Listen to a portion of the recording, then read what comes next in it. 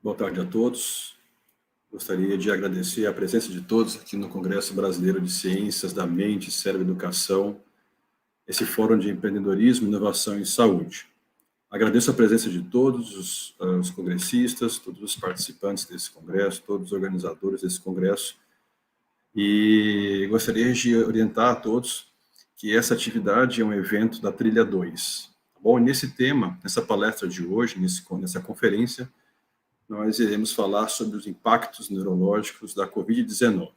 Tá? O nosso convidado para essa palestra, para essa conferência, será o Dr. Oswaldo Nascimento. O Dr. Oswaldo é professor titular de Neurologia do Departamento de Medicina da Universidade Federal Fluminense e coordenador do programa de pós-graduação em Neurologia e da Unidade de Pesquisa Clínica e Inovação da Universidade Estácio de Sá, Rio de Janeiro. Suas áreas de interesse principais são as neuropatias periféricas, incluindo neuropatias diabéticas, inflamatórias, infecciosas, paraneoplásicas, tóxicas de pequenas fibras, tá? E a neuroimunologia, tá? Geralmente ele participa, essas áreas de interesse compõem grande parte da sua produção científica, resultando em cerca de mais de 300 publicações em revistas indexadas e participa de várias sociedades médicas nacionais e internacionais, como a Academia Brasileira de Neurologia e a American Academy of Neurology. O Dr. Oswaldo é um expert no assunto de neuromuscular, de neuropatias periféricas. Eu tenho o prazer de estar aqui dividindo com ele, moderando essa palestra, para aprender um pouquinho com esse mestre. Eu agradeço muito a possibilidade de estarmos aqui aprendendo com ele. Seja bem-vindo, Dr. Oswaldo. O espaço é todo do Senhor.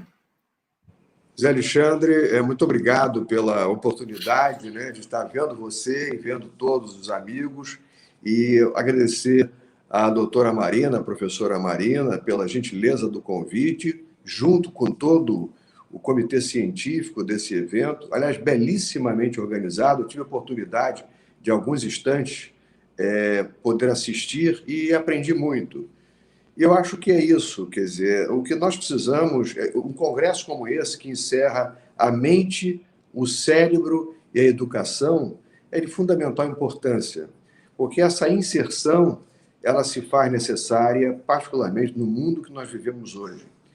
Eu já, com atividade acadêmica já há muitos anos, e como até pela condição de professor titular de universidade, com a produção científica que se faz necessário, em termos de carreira, mas sempre calcado no aspecto fundamental. É a relação da emoção e a educação, porque isso faz parte e compõe tudo que nós temos. Então, eu gostaria que projetasse já o primeiro diapositivo. Tivemos um probleminha, por isso a razão do atraso, mais técnico, né? Devido à Barra da Tijuca, está vendo aqui no Rio.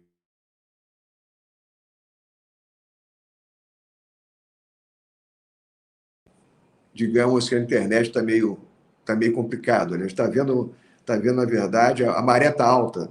Isso é que está atrapalhando um pouco a gente aqui. Mas nosso assunto, impactos neurológicos da Covid-19. E os impactos não foram poucos. No diapositivo seguinte, próximo,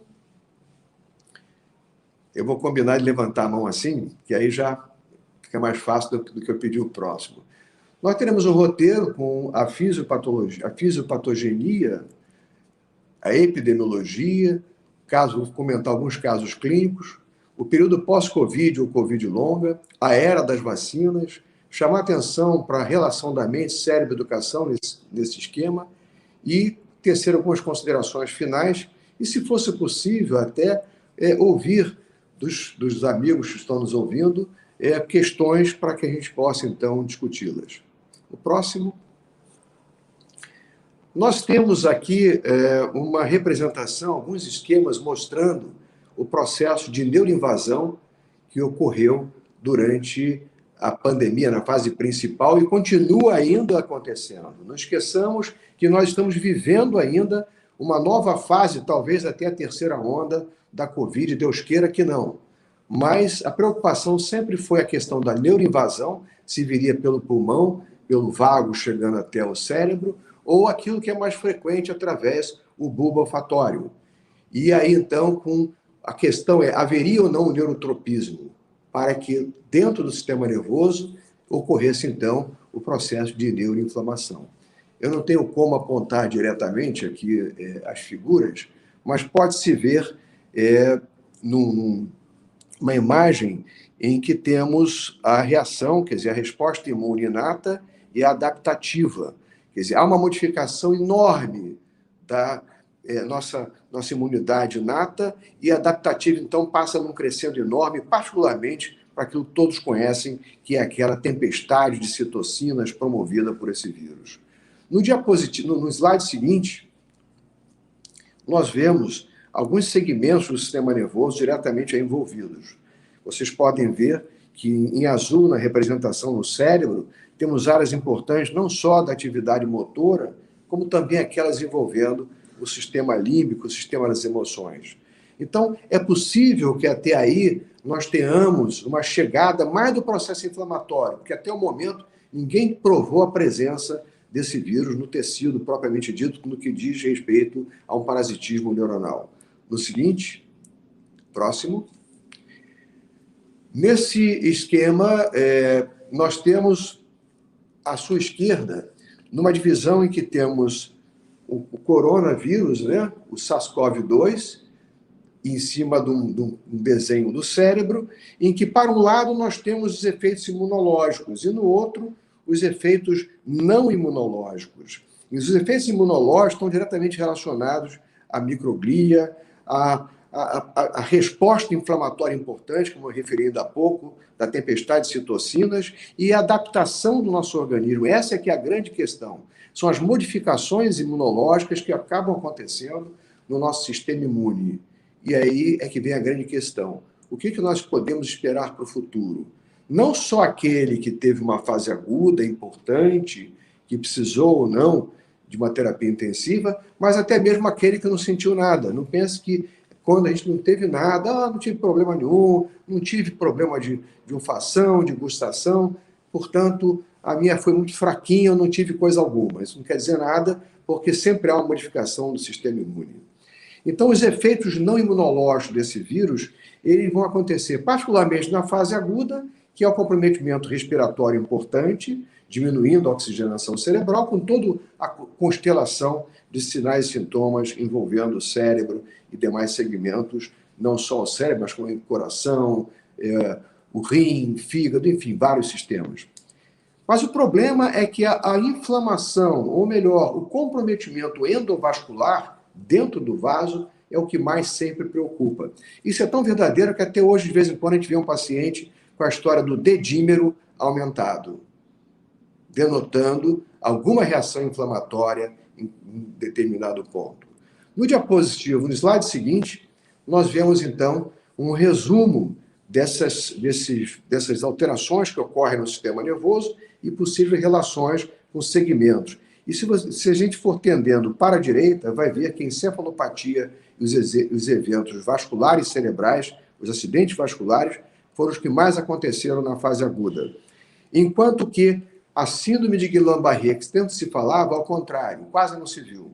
E as manifestações desmielinizantes, por exemplo, também elas ficaram ausentes. Então, era muito mais uma encefalopatia que acontecia no nosso paciente e as complicações, como qualquer doente numa unidade de terapia intensiva grave. Ou seja, a Covid foi uma pandemia de pacientes graves em terapia intensiva. Próximo, por favor. Nesse diapositivo, chama a atenção para a questão do aparecimento dessa atividade imunológica no nosso organismo. Né? Aquela questão, caramba, eu tive, mas foi negativo o meu IgG. Ah, não, o meu foi alto. Isso tem pouco significado, porque vocês podem ver do lado direito, aquelas curvas, tem umazinha que é mais importante, que é uma curva, aquela última de baixo, em azul, que tem a memória das células B. Essa memória, notem que aí passou da imunidade humoral para aquela relacionada às células, promovida por célula. E a célula B aí ativada, mantendo durante meses ainda, é por isso que algumas pessoas continuam inflamadas durante um longo período. Próximo. E é claro que o indivíduo inflamado durante um longo período, minha gente, aquela história, poxa, eu estou com um cansaço enorme depois que eu tive Covid. Poxa, eu tive Covid há 6 meses, estou com uma astenia enorme. Essa é a atividade inflamatória que a gente fica. Ah, olha, minha concentração não está boa, minha memória não está boa. Isso também é devido a esse estado, digamos assim, inflamatório. Então, se o indivíduo tem uma doença imunológica prévia, digamos, tem uma febre reumática, ou melhor, uma artrite reumatoide, tem qualquer doença, lúpus, qualquer uma, esclerose múltipla, qualquer doença imunomediada, a infecção pode mudar o curso, mas não é o que acontece habitualmente. Mas também isso pode acontecer em indivíduos sem nenhuma doença autoimune. Aquilo que nós vimos, a imunidade inata, ela então passa a ser modificada pelas alterações da adaptativa, próximo, provocadas pelo vírus. Aqui, então, um resumo de uma situação muito interessante, em que à esquerda temos aquela fase em que tem a fase pré, digamos assim, Covid, né? Ou melhor, na fase aguda da Covid, e depois, então, essas reações acontecem, que eu referi ainda há pouco, e passamos, então, para o período pós-Covid. Muitas pessoas hoje estão vivendo pós-Covid, enquanto parte da população ainda, infelizmente, padece da fase aguda, ainda mais com nós temos a variante Delta e a cepa Delta. No seguinte, no diapositivo, no slide seguinte, chamando a atenção apenas em amarelo, a resposta de anticorpos IgG para o SARS-CoV, ela persiste a longo prazo. Portanto, há uma memória nessas células mostrando que há uma reatividade. E isso pode, às vezes, modificar, digamos, uma tiroide, o cara desenvolveu a tiroidite e outras ites, uma miosite, uma neurite e assim por diante. No seguinte,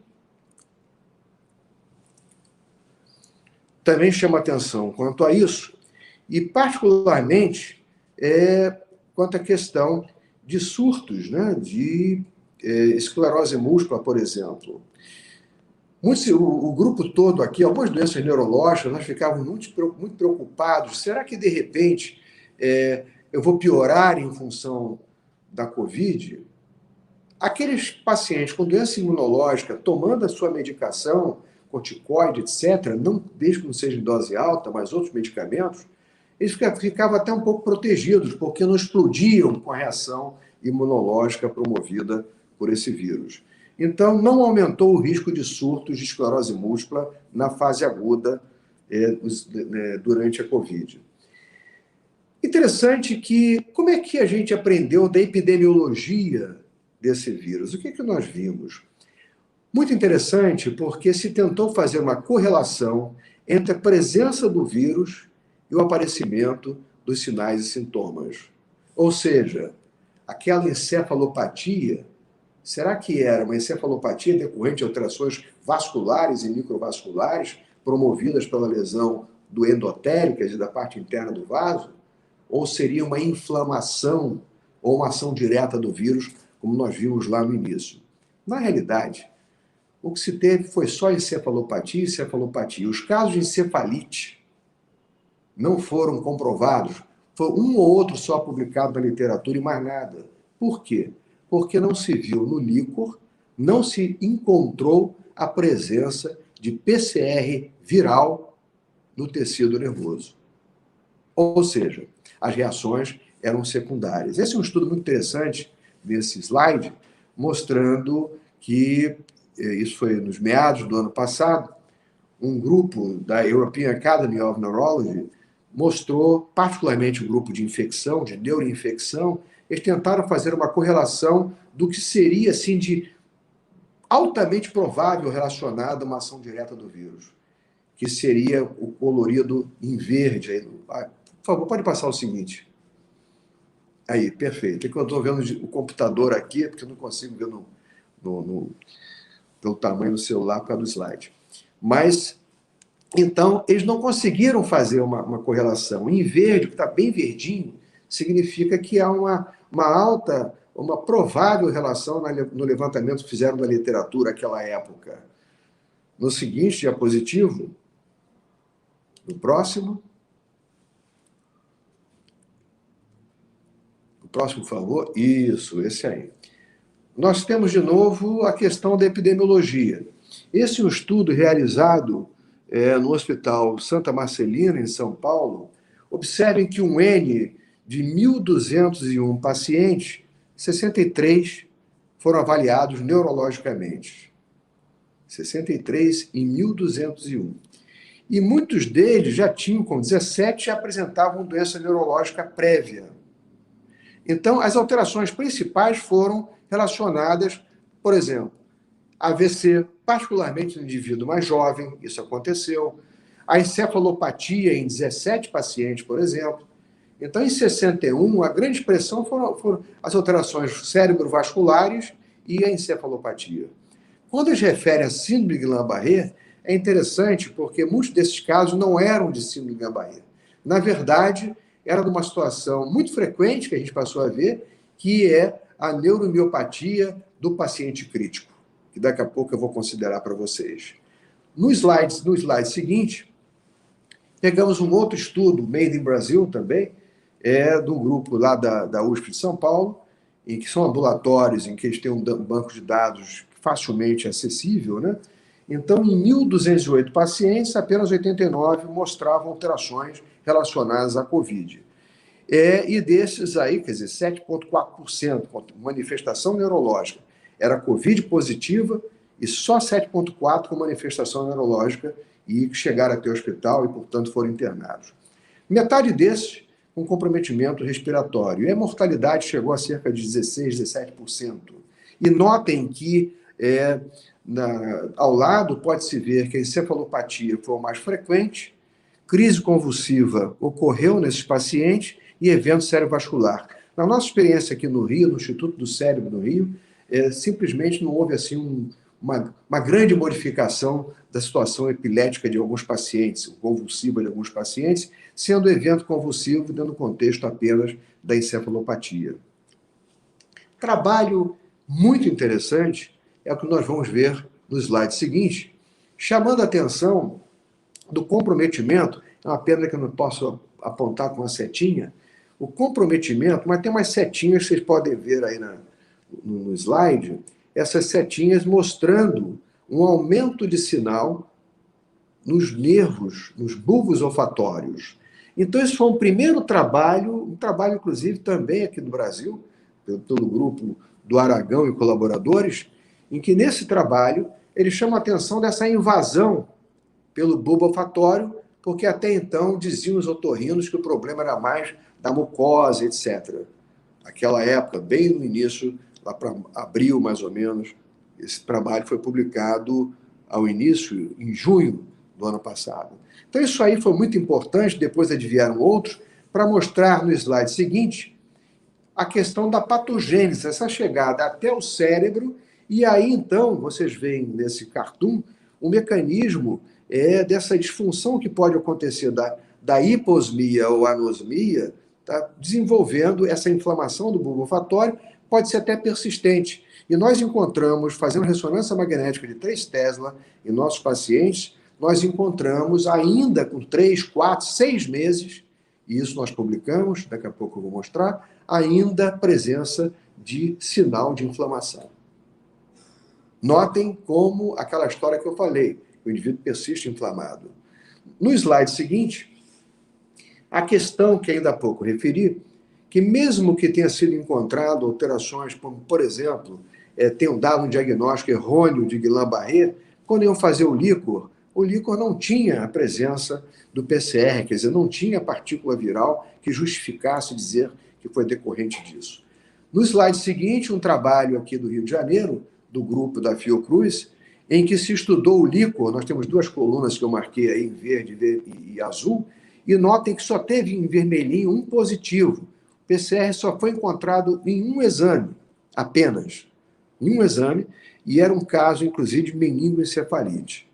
Na realidade, poucos foram os casos na literatura mostrando meningoencefalite. Daqui a pouco eu vou referir essa questão dos poucos. No slide seguinte, nós temos aquele trabalho feito pelos europeus, mostrando, um trabalho, está em vermelho, de Toscano, os casos de Guillain-Barré vistos à época, que desses que ele referiu, dos 5, na verdade, Guillain-Barré mesmo talvez tenha sido apenas um, embora um colega muito experimentado, italiano, muito experiente nesse segmento. Ou seja, no slide seguinte, nós vamos ver que não existem relações precisas quanto às manifestações neurológicas na Covid-19. Sabe que as complicações são mediadas apenas pelo sistema imunológico e endovascular. Isso é vero, mas até o momento não tem vírus no nosso neurônio, podem ficar descansados. Nós fizemos então, e temos aí no slide seguinte, da mesma maneira que na época da Zika, do vírus Zika, nós constituímos um grupo, era o Zika vírus, e publicamos muito naquela época, e constituímos então um grupo que era o Neurocovid Rio. E vejam que do lado do desenho aí do Covid, vários professores, vários pesquisadores, enfermeiros, todo o pessoal da área de saúde, pesquisadores, advogados, tinha tudo aqui envolvido para que pudéssemos entender melhor essa situação desse vírus e o que ele poderia acarretar per si. Chamou-nos a atenção as radiculites, as mielites e as miosites, como no slide seguinte. Então, radiculite, mielite e miosite.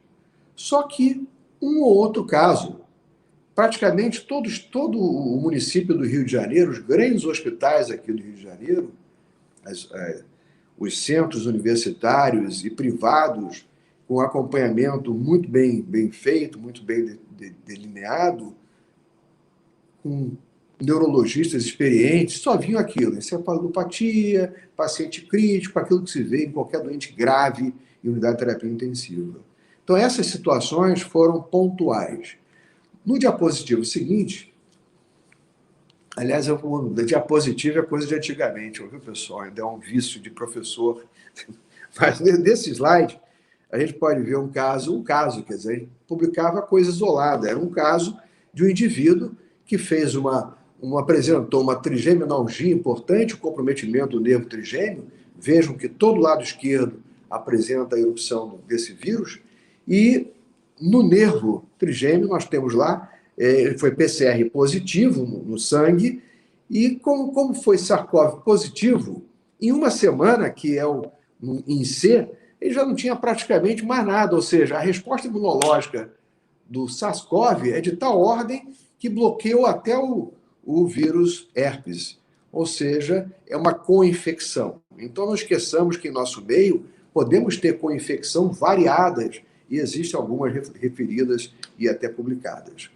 No diapositivo seguinte, a experiência do nosso grupo aqui no Rio, junto com o grupo do DASA, do professor Celso Gino, em que nós publicamos várias manifestações envolvendo os nervos cranianos estudados em ressonância magnética. Esse é um trabalho interessante, aqueles que tiverem interesse eu posso depois encaminhar. Ainda mostrando essas setinhas todas, mostrando esses nervos espessados. Algumas situações clínicas apenas para ilustrar. Essa moça, 46 anos, com dor de cabeça importante, dos dois lados da fronte, bitemporal, com hiposmia, ageusia e lesões cutâneas.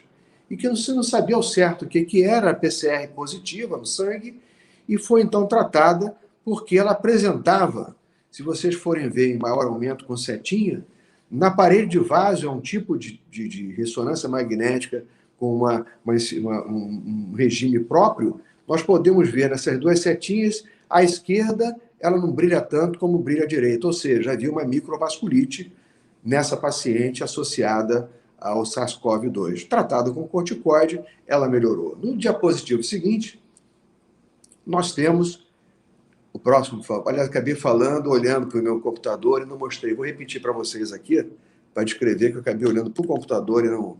Aqui mostrando a moça com a erupção cutânea, no braço, no rosto e no colo.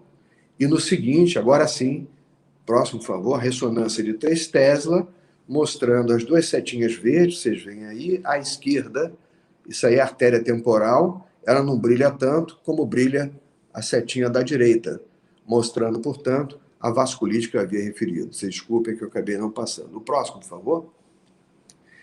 Uma outra situação, e essa moça melhorou com corticoide, como se trata qualquer condição inflamatória dessa monta. Então, é tratar para valer, é dose plena, não tem esse negócio de tomar pouquinho, não. E o corticoide por curto período, não vai levar nenhum efeito colateral de importância. Uma outra situação que muito se discutiu é: ocorria ou não a síndrome de Guillain-Barré? Esse foi um trabalho que colaboramos com a classificação dessa síndrome de Guillain-Barré. É um trabalho publicado, foi uma série de 2013 a 2015, em que as apresentações todas que vocês veem aí nesses gráficos, né, tem as variantes dessa síndrome. Nós pensávamos em encontrar também, nós vimos isso com Zika, encontrar também com SARS-CoV, mas isso não aconteceu. O próximo, por favor.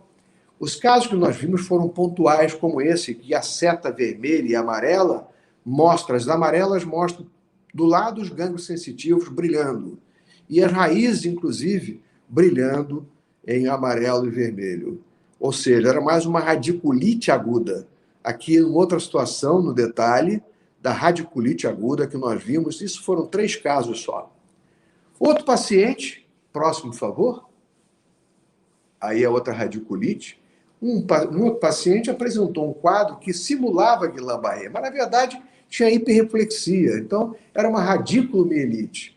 Radiculomielite essa promovida por esse vírus, já que era PCR positivo, e apresentava erupções maculopapulosas, e nós traduzimos como radiculomielite aguda. O tratamento, na ocasião, foi a base de corticoide em alta dose.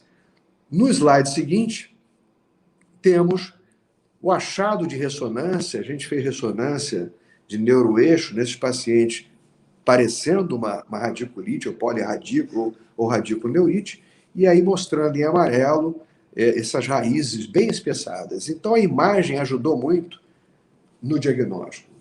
O slide seguinte nos traz a questão do nosso confinamento. Muita gente, porque ficou em casa há muito tempo, né, começou a ter problema da síndrome do carpo, a compressão, devido ao apoio de ficar no computador muito tempo. Os próprios hábitos que mudaram, tiveram que fazer arrumação de casa, e tudo isso, as neuropatias compressivas surgiram. E no slide seguinte, no próximo, por favor, nós vamos ver uma situação que foi aquela que mais complicava nas unidades de terapia intensiva. Era a situação prona, né? Para o paciente recuperar melhor, ele fica deitado para a expansão do pulmão, e com isso, essa posição, havia compressão de plexos, havia compressão de nervos, como a gente pode ver aí, e no próximo diapositivo. E nesse próximo aí, então, nós vemos, nesse diapositivo, um esquema em que tem o plexo braquial e os sítios em que ele pode ficar comprimido.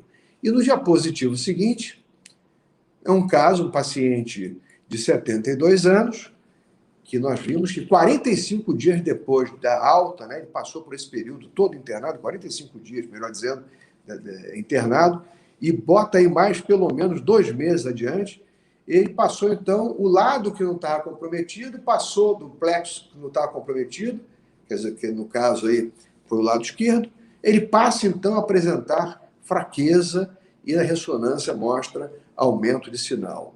E o dedímero em 1.600, notem, muito elevado, quase 3 vezes, aliás, 3 vezes acima do normal. Ou seja, é uma situação da inflamação vascular levando à isquemia do plexo ou do nervo ou da raiz, ou a inflamação associada.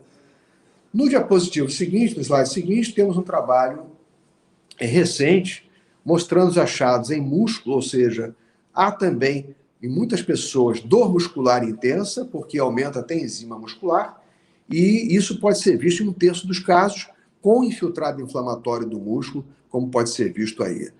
No slide seguinte, a mesma situação de miosite pode ser até focal. Notem que nesse diapositivo, aquilo que está mais branquinho, né, mais claro ali, é o músculo inflamado. Ou seja, essa inflamação pode relacionar não só ao próprio vírus per si, ou até mesmo, no caso aí publicado, que é relacionado à vacina. São aquelas miosites que ocorrem até pela injeção da vacina na região que a vacina foi feita, ou até mesmo por ativar, a pessoa já tem uma predisposição, ativa o sistema imunológico e desenvolve uma miosite. Algumas doenças pontuais, muito rápido por causa do nosso tempo, como, por exemplo, a miastenia. A miastenia é uma doença que dá muita fraqueza muscular. O próximo. E essa miastenia, ela, como dá fraqueza, muita gente, por causa do Covid, diz assim, eu me sinto cansaço, eu sinto um cansaço enorme. Isso pode ser confundido, minha gente. Vamos voltar para o miastenia. Vamos voltar um slide. Volta nisso. Isso pode ser confundido. Pô, será que é miastenia? Um médico menos avisado pode até achar que é miastenia e tratar o paciente como se fosse. Mas miastenia é um diagnóstico muito bem definido. Todo bom neurologista reconhece a doença e pode tratá-la. Enquanto que outra situação é um estado mais de astenia, de fraqueza muscular, mais pelo estado inflamatório que eu referi antes. No próximo diapositivo é que a gente vai ver que, na miastenia, a produção e a ativação que existe, que o SARS-CoV provoca, imune, faz com que, efetivamente, você ative o sistema imunológico na produção de anticorpos, então aumenta o pool de anticorpos anti-acetilcolina, e isso faz com que alguns pacientes possam ter miastênicos, possam ter alguma piora clínica e vão precisar de um tratamento imunossupressor um pouquinho mais adequado. As modalidades mais leves não há necessidade. No slide seguinte, nós vemos, portanto, que esse comprometimento inflamatório pulmonar, e a miastenia, um dos grandes problemas é a insuficiência respiratória. Vocês imaginam, se o cara tem SARS-CoV, ele vai ter uma insuficiência respiratória maior e, com isso, vai sofrer mais, por isso ele tem que ter uma atenção e tratá-los melhor. No seguinte, no diapositivo seguinte, a gente vê que aqueles pacientes numa fase crítica, é importante que a gente tenha um cuidado especial para que evite a piora clínica. Tem um caso clínico próximo, mas eu não vou referi-lo por causa do adiantado da hora, do atraso, próximo. Vou passar um pouquinho adiante. Isso. Chegamos aí, então, em que eu relacionei tratamentos para essa doença, que é uma doença autoimune. Mas esse tratamento aí, para metotrexate, inibidores de checkpoint, coisa moderna, plasmaférese, imunoglobulina, tudo isso nós utilizamos para várias doenças imunológicas. No próximo, por favor. Então, na realidade, isso em nada compromete o paciente, ao contrário, já que ele vem tomando essa medicação toda, né, quer dizer, dependendo da indicação, isso, ao contrário, bloqueia a resposta imunológica do vírus. Então, aquele cuidado que a gente tinha enorme e que complicasse os pacientes com doença de base, doença inflamatória de base, autoimune, isso não se verificou. Aqui um trabalho também recente mostrando as várias apresentações que podem serem vistas, inclusive chamando a atenção da questão do estudo neuropatológico, ou seja, lá no canto à direita não houve evidência definitiva para apoiar a neuropatogenicidade direta do SARS-CoV-2. Até o momento, gente, tem mais de 2 bilhões, 3 bilhões de pessoas envolvidas. Então, se até agora ninguém achou, realmente é pouco provável que isso aconteça. E, eventualmente, tem um pesquisador ou outro que acaba encontrando uma coisinha ou outra, mas não muda absolutamente nada. Então, os tratamentos também, eles têm algumas características. No caso da esclerose múltipla, nós podemos tratar esses pacientes, como também em outras situações, com inibidores de CD20. São as drogas anti-CD20. Com essas, a gente tem que ter um cuidado especial, embora não modifiquem tanto assim. A gente tem que ter um cuidado mais, o próximo, por favor. Próximo é positivo. A gente tem que ter um cuidado mais em termos de que, se o indivíduo está usando um inibidor de CD20, um rituximab, por exemplo, a gente tem que modificar um pouquinho o período das vacinações para que realmente possa se fazer, efetivar a imunogênese nesse paciente, né? No diapositivo seguinte, chama atenção para essas drogas modificadoras de doenças, né? E a gente tem que ter cuidado com algumas, dentre elas os inibidores de CD20. Eu estou falando isso porque isso é um congresso a nível nacional, envolvendo enfermeiras, fisioterapeutas, todo o pessoal da área de saúde, e a gente ter ouvido falar sobre isso é importante. Próximo. Uma outra condição que é inflamatória também, só que não é no sistema nervoso central, no periférico, é a chamada polirradículo crônica. E essa condição também pode se modificar, mas nós não vimos nenhuma modificação imunológica durante o período da Covid, não. Não houve, assim, grandes alterações no grupo dos nossos pacientes e nem mesmo nós dissemos assim, não vá fazer vacina. Ao contrário, tem que vacinar mesmo. As desautonomias. As desautonomias com hipotensão postural, o sujeito levanta, aí não consegue ficar de pé, fica tonto, qualquer coisa, está deitado, vai levantar, fica tonto, alterações gastrointestinais, eventualmente até modificando o ritmo alimentar, o ritmo circadiano de evacuações, outras situações, por exemplo, desautonômicas, como taquicardia, qualquer esforçozinho faz uma taquicardia, uma resposta adrenética maior. Isso tudo foi visto durante a fase aguda, como a gente tem visto alguns casos pontuais, tanto na fase de Covid como na fase de pós-Covid. No slide seguinte, como se fala muito em Guillain-Barré, de novo, só para me lembrar do tema, que a seguir, vejam, próximo slide, quando se tentou correlacionar Guillain-Barré com o Covid, durante o período de Covid, pessoal, até pelo fato do confinamento, as pessoas tiveram pouco contato com outros vírus. E com isso, praticamente os pacientes com Guillain-Barré desapareceram, diferindo do que aconteceu na fase do Zika vírus. E olha que o Zika vírus chega nem de perto em termos populacionais, né? Eu diria que é uma coisa ínfima diante do que o Covid tem a nível de envolvimento da população. Ou seja, epidemiologicamente, não houve nenhuma relação entre esse vírus e essa síndrome que se fala tanto, que se tem tanto medo até de vacina. Não tem nada a ver.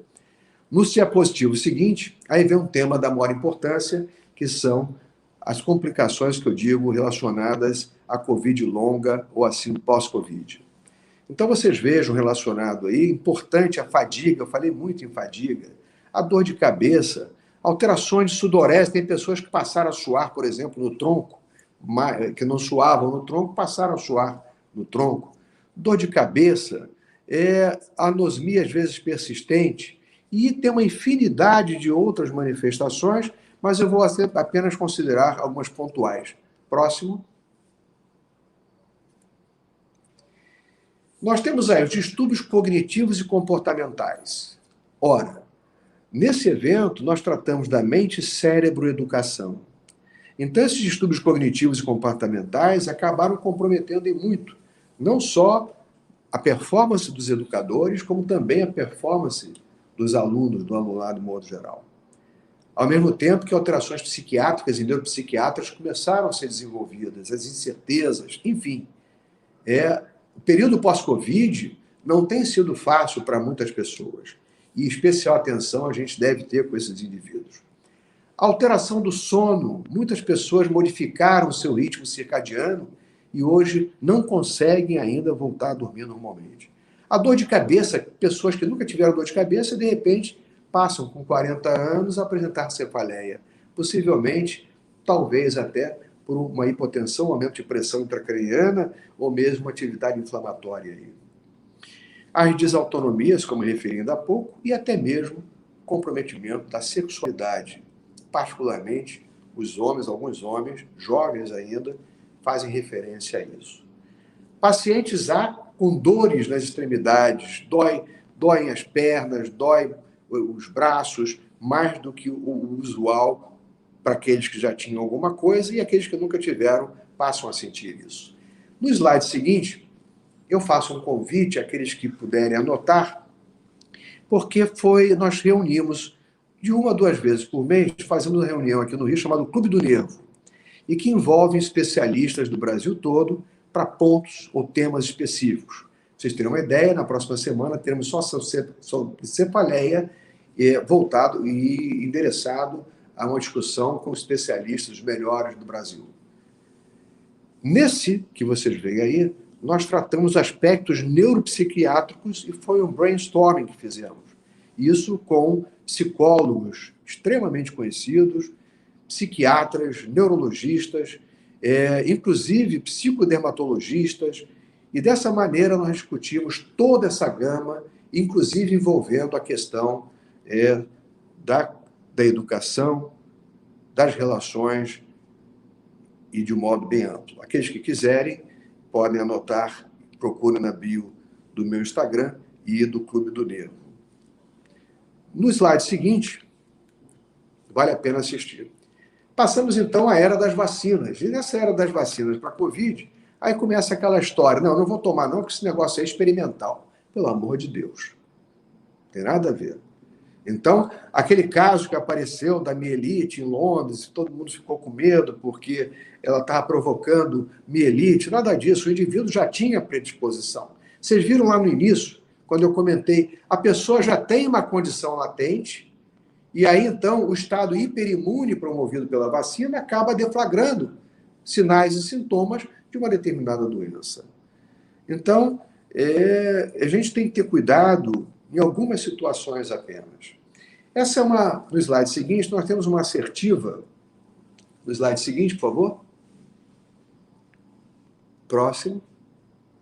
Nós temos uma assertiva que algumas pessoas, quer dizer, as pessoas imunocomprometidas, quer dizer, o imunossuprimido, digamos, altas doses de corticoide durante muito tempo. Tá? Será que a gente deve fazer a vacina logo? Será que a gente deve diminuir o corticoide? É claro que a gente deve diminuir o corticoide. Mas os ensaios clínicos para a vacina, para as diferentes vacinas, não incluíram pacientes imunossuprimidos. Então, esse é um probleminha que nós temos. Ou seja, como corrigir? É diminuir a imunossupressão ou modificar e substituir ou associar a imunomodulação. O seguinte, por favor. Dessa maneira, nós temos aqui algumas considerações. Pacientes com esclerose múltipla podem vacinar sem problema nenhum, e seguir o calendário vacinal sem problema. No slide seguinte, a mesma coisa, chamando especial atenção que a única coisa que a gente não deve é fazer vacina com vírus vivo atenuado, né? Isso porque, por exemplo, está se fazendo vacina para Covid e vacina para gripe, para H1N1. E, ao mesmo tempo, de repente, a pessoa precisa fazer uma vacina para febre amarela. Então, tem que ser cuidado que esse da febre amarela, o vírus é atenuado. Então, a gente pode, às vezes, usar a vacina em situações inimagináveis. No slide seguinte, é um procedimento de troca do nosso plasma, né, que é a plasmaférese. Será que a gente pode fazer ou não quando o plasma é removido? O seguinte, por favor. Slide seguinte. Próximo. Na verdade, pode fazer sim. Quer dizer, o tratamento pode continuar e mesmo o paciente recebendo a vacina. Por quê? Porque quando se fez vacina para outras situações e o paciente era submetido à plasmaférese, não mudou nada. Então, deve vacinar. Vacinar é fundamental, pessoal. No slide seguinte, de novo, eu repasso essa figura da síndrome Guillain-Barré e logo em seguida, chamando a atenção de um trabalho próximo, de um trabalho recente, bem recente, em que é publicado até um caso em que se tenta relacioná-lo a uma situação pós-vacinal, no caso aí, a vacina da Johnson & Johnson, e simplesmente o comentário dos autores, e nós partilhamos totalmente quanto a isso, tá? É que não há epidemiologicamente relação causal. Realmente não há. Espera-se de 8 mil a 19 mil indivíduos ano a cada bilhão para ter esse síndrome de Guillain-Barré. No momento, nem com a vacina a gente está vendo isso. Então, não altere nada. Outro aspecto do ponto de vista quanto à educação, que durante o período do coronavírus, da infecção pelo coronavírus, vários trabalhos foram surgindo e o pessoal publicava qualquer coisa. Então, eram trabalhos que o varejo versus atacado. Era um trabalho no atacado. Toda hora aparecia uma coisa. Eu falei para você da encefalite, meningoencefalite, depois não apareceu mais nada. Nada. Quer dizer, o que surgiu foi aquilo que já se conhecia Mas quando você vê uma casuística mais ampla, isso não é verificado. Ou seja, nós precisamos estudar melhor os nossos pacientes.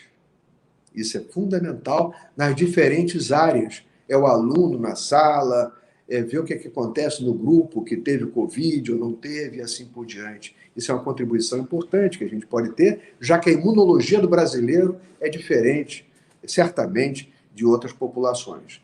No diapositivo seguinte, eu mostro aí vários trabalhos que nós publicamos na época da infecção pelo Zika vírus e chikungunya, coisa que não fizemos agora. Ou seja, naquela época havia uma relação causal com o vírus Zika e chikungunya a determinar lesões graves no sistema nervoso, inclusive do desenvolvimento com a questão da microcefalia.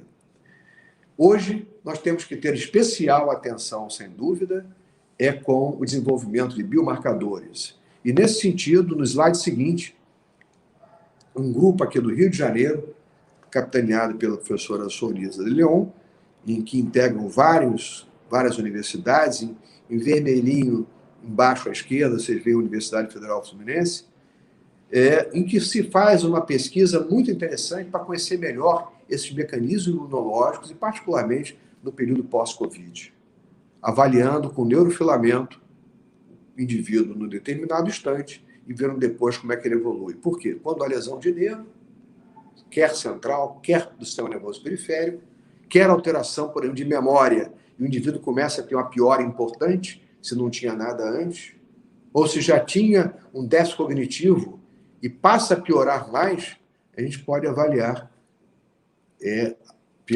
no sangue, até no sangue, porque no líquido pode ser feito, que é o neurofilamento. Isso ajuda muito.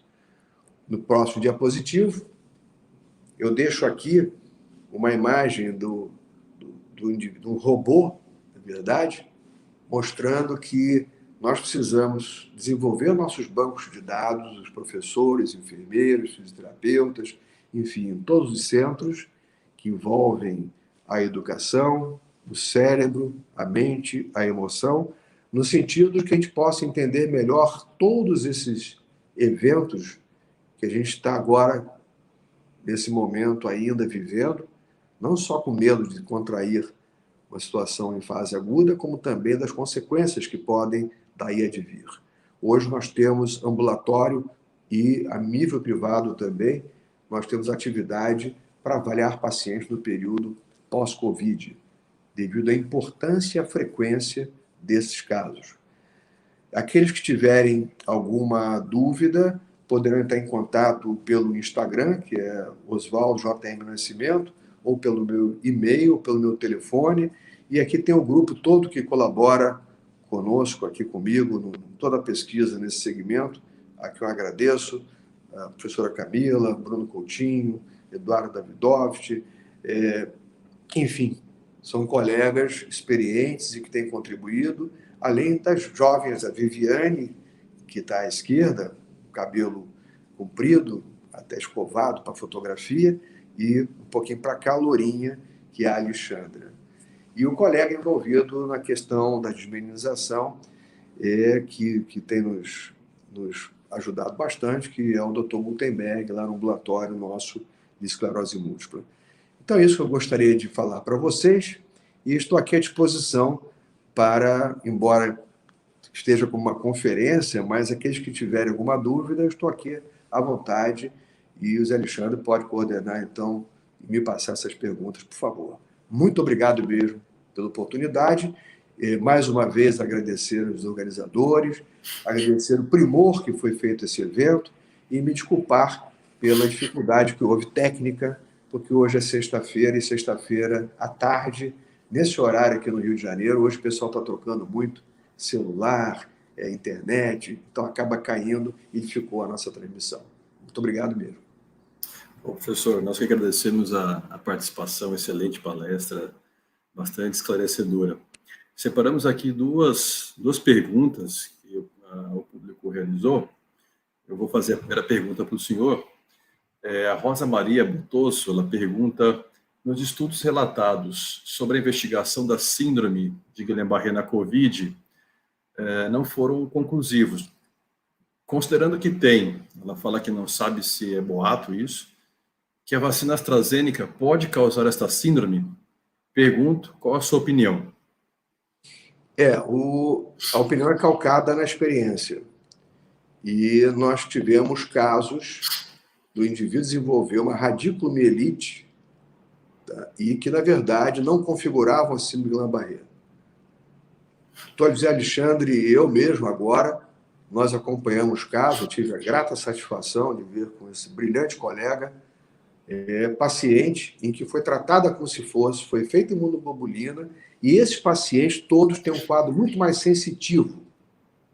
A síndrome de Guillain-Barré, clássica, a alteração é bem motora. Os reflexos abolem. Quando é sensitivo, pessoal, lembrem daquilo que eu mostrei lá, aqueles gânglios inflamados, é isso que acontece. Então, não é uma doença com ativação de complemento, como é a síndrome de Guillain-Barré. Na verdade, é uma reação inflamatória, imunológica, como se fosse qualquer resposta imune por célula. Tanto é que responde bem ao corticoide, como até a nossa paciente, né, Luiz Alexandre, melhorou. Sim. A melhora clínica foi com corticoide. Então, na literatura, apareceu agora no Annals of Neurology um caso, tá, que se considerou como mais um caso, eu mostrei para vocês, de 8 mil a 19 mil e 1 bilhão. Então, a expectativa que isso aí seja relacionado é muito pequena. Quanta gente já vacinou? Agora, não esqueçamos que tem pessoas que têm uma reação imunológica maior do que outras. Eu tomei a vacina e não senti nada. Minha secretária tomou e teve problemas. Então, cada um, quando a gente coloca alguma coisa estranha no nosso organismo, o organismo vai reagir. E, sem dúvida, essa resposta imune que pode nortear alguma situação latente que a gente já tem de doença imunológica, ou mesmo vir a desenvolver, dentre algumas situações, uma delas é exatamente uma radiculoneurite, e que é responsiva ao corticoide, portanto, não é síndrome de Guillain-Barré. Eu tive a oportunidade de publicar na revista Neurology, na época do Zika vírus, a chamada polineuropatia parainfecciosa, ou seja, era apenas uma reação imunológica, como pode acontecer com vacina, com qualquer coisa. Eu não vou me delongar muito, mas tem uma síndrome que pode até incluir esse tipo de situação, mas não tem nada a ver com a síndrome de Guillain-Barré. Ótimo, professor, ótimo, bastante esclarecedor. Mais uma pergunta, professor, da Marina Noli Bittencourt. Ela pergunta da seguinte forma: vemos um relato de pessoas que relatam alterações de paladar, memória após a infecção com o Covid-19. Essas alterações estão relacionadas a alterações neurológicas? Se sim, é possível a reversão desses quadros com a medicação ou alguma terapia? Essa pergunta também, Zé Alexandre, muito importante, muito interessante, porque é impressionante como a gente acaba vendo pacientes de tanto sexo masculino ou feminino, mas com alteração de hiposmia, alguns com de digeusia, quer dizer, percepção anômala da sensação gustativa ou do olfato para determinadas situações e alteração da memória. Então, nós temos feito uma avaliação cognitiva, teste cognitivo, e na dependência de possibilidades, nós fazemos também um estudo de imagem. E nesse estudo de imagem, a gente faz até quantificação de espessura de alguns segmentos, hipocampo, córtex frontal, no sentido de a gente poder, daqui a pouco, mais adiante, avaliarmos melhor esses pacientes. E o que nós fazemos para melhorá-los? Corticoide. Corticoide se tiver um dedímero aumentado. Se a alteração é nova, digamos, você vê que vem um resultado com comprometimento cognitivo e que está ali no teste, aí vale a pena você fazer um curso de corticoide. Porque a história é aquilo que eu contei no início. Pode haver uma reação inflamatória que na ressonância, às vezes, a gente não consegue detectar. Se a gente faz e o paciente melhora, a relação causal, quer dizer, há uma inflamação, fiz o corticóide, melhorou, isso deve ter relação, ainda mais com a hiposmia, com a geusia associada, com o coronavírus. Nesses casos, professor, o líquor o senhor tem analisado o líquido desses pacientes com esses sintomas que se persistem muitas vezes por mais tempo? E observa algum processo inflamatório? A questão é essa. Mesmo em cefaleia é outra situação, né, Zé Alexandre? A gente não faz o líquor porque é invasivo, né? Justamente. O exame de líquor é um exame que não é tão simples assim, não, né? De repente, o cara está lá e faz uma fístulazinha só porque foi fazer, mas não trabalho danado, e às vezes não é tão informativo, já que, na realidade, veja, o PCR, naquelas fases agudas, ninguém achava. Na literatura, você tem um ou outro. Isso eu quero lembrar, pessoal. Um caso ou outro, uma meia dúzia aqui e ali, em bilhão, epidemiologicamente é pouco significativo. Então, ele deve ter muito cuidado com essas assertivas, porque senão até alguns ficam com medo de se vacinar. Eu já tive pacientes que se negaram à vacina porque consideraram que podia ter isso, podia ter aquilo. Essa história do Guillain-Barré, eu reforcei mais, porque é a mais frequente. Hoje, o Guillain-Barré jamais pensaram que eles fossem ficar tão famosos com essa denominação, né? Com o epônimo, essa símbolo.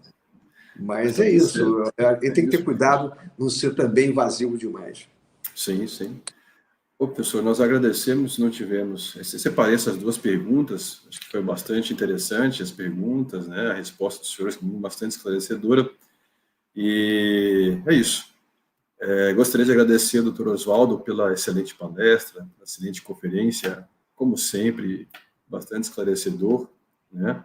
E, da mesma forma, agradecer a todos os que estão aqui presentes na participação dessa conferência sobre os impactos neurológicos da Covid-19. Nós temos que muito aprender ainda sobre isso, né, professor? A gente está começando a publicar isso, a aprender mais sobre essa situação, e ainda a gente vai aprender ainda mais nos próximos, né, nos momentos futuros, aí eu acredito, ainda sobre isso. Com certeza, estamos todos no processo de aprendizado. Sim, sim. Mas muito obrigado. Agradeço. Muito obrigado. Eu agradeço, professor. E todos que estiverem aqui na conferência, recomendo, então, seguir o calendário do evento para saber acompanhar o evento, as atividades, as próximas atividades aqui do evento. Então, agradeço a todos, tenham um bom restinho, finalzinho de tarde e um bom evento. Um abraço a todos. Boa noite. Olá, professor, um abraço, boa noite. Um abração, bom te ver. Prazer é todo meu.